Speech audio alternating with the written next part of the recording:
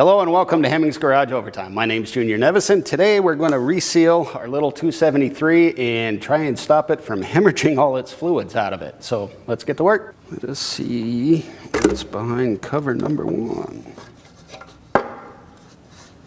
Oh, that's not so bad. Actually, I've seen way worse. This definitely smells burnt. Oh, we definitely have to check lash. Oh my goodness. That one's bad.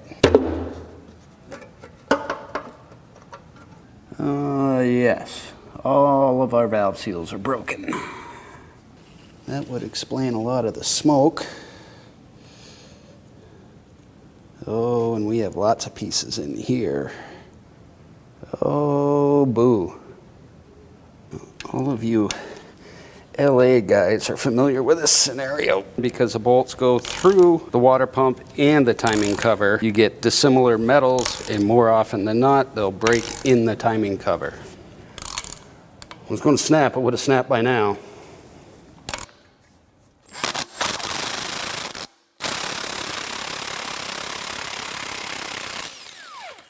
Yay! Front oil pan seal was leaking like a sieve. I don't think there was anything on this motor that was not leaking.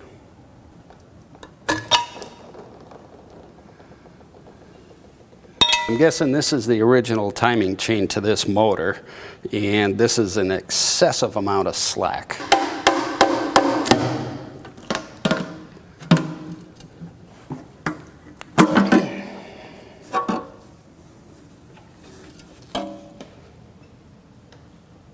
Wow, that's actually really good news. Look at that. It's not full of metal or sludge or a bunch of charcoal. Now I'm going to take the oil pump off of our rear main cap and take the rear main cap off to replace the rear main seal, which is leaking horribly. Unfortunately, this era had a two-piece rear main seal, and getting the half out of the cap can be easy. Getting the half out of the block can be a major pain. All right, so rear main seal, it's powder. No way I could get it out. So I pulled the main caps and I lifted the crank just a wee bit, and I ran some shim stock down through and bent the end over, and there is the rear main seal. I understand doing this is probably not the best way, but I don't want to sit here and fight this all day long. Ow.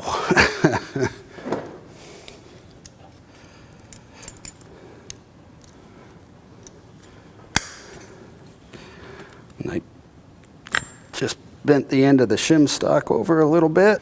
What did I do with the screwdriver? So what I'm doing now is just taking some emery cloth to the seal surface, because the rope seal sitting in there for a couple of decades had collected some moisture and rusted the surface, and I don't want it to damage the new seal that I'm putting in. So this is the bottom or top, depending on how you look at it, the seal that goes in the block.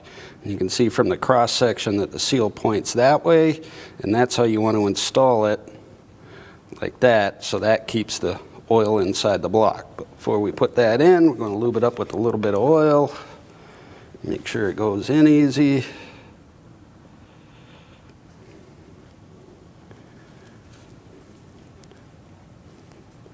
Get it started, make sure to push down on this side so you don't gouge it on the block as you're putting it in.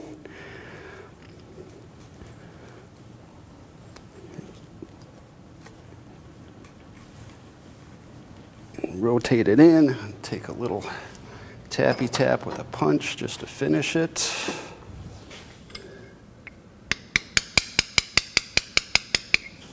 We got our lip seal in. Again, the lip seal is going to point towards the fluid you're trying to keep in. A little assembly lube here on the bearing. Oil would be just fine, but I have assembly lube. This is going to sit for a little bit while we have to do some work on the floor in the truck. And then I'll place just a little bit of RTV on the back edge of the block here, just to help with that seal, so oil doesn't seep out there. You don't want to use a whole lot, because you don't want to get it in on the seal.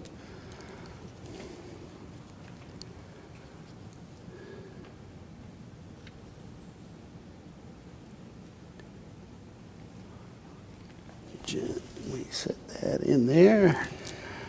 Like in it, then start from your middle, work your way out. I'm doing this. Total torque is 85. I'm starting with 40. I'm just going to sneak up on it to make sure everything sets down nice. Both of our marks are up. Actually, that seems a lot sloppy for brand new. But what are you going to do? It's the parts you have available today.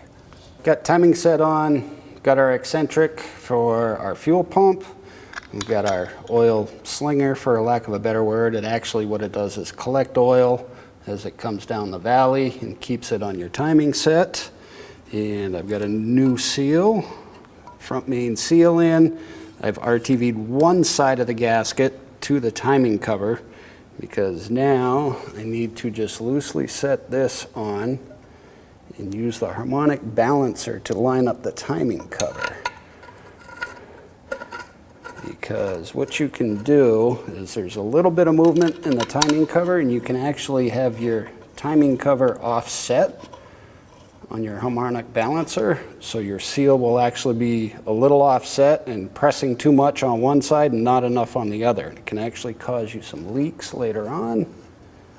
So we just put this on loosely and install the harmonic balancer, and then we can tighten everything up. The rest of the bolts that go in the timing cover, and these four for the water pump, actually go into the block, whether it's the coolant jacket or the oil jacket. So you need to make sure you put some RTV or sealant on your bolts. I've got a little bit of assembly lube on my seal so that doesn't get damaged. And line up the keyway. Again, I need to seal up all the bolts, because they do pass through into the block, whether it's the oil galley or the coolant passage. You want to make sure you do this, or you will get weeping.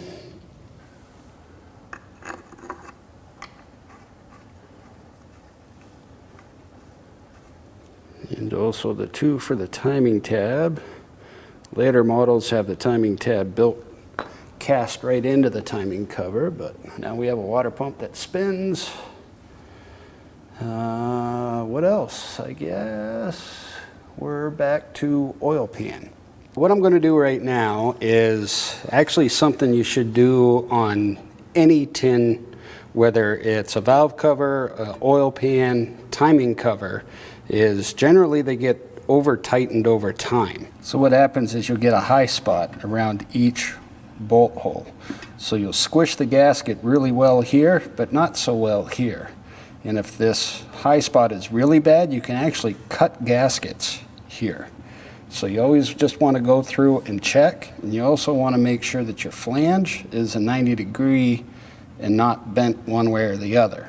It helps if you support it underneath, like I'm doing here, with just an extension or block of wood or whatever you can get your hands on. I'm just going to set this on carefully. Hopefully nothing, gaskets don't fall off.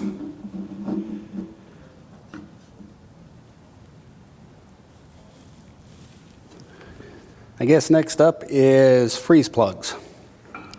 Not looking forward to this, but here we go. I'm going to try and do here is kind of knock them out. Oh boy. without knocking them inside.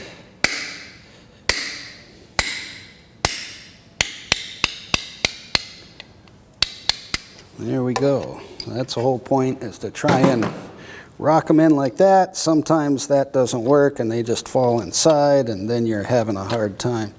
Oh, that's ugly. We're going to have to go pressure wash the inside of this block. Right, so this side of the block, somebody had already changed the freeze plugs, and they were much, much thicker than the others. So these thin ones, when I knocked them, they'd rotate easy. These thick ones will not rotate, and I almost lost one down in the block. So what I am going to do, since I have no access to this end of the block, is I'm going to weld a 1/4-inch bolt and attach my slide hammer and pull them out that way. A little more work, but much safer in the long run.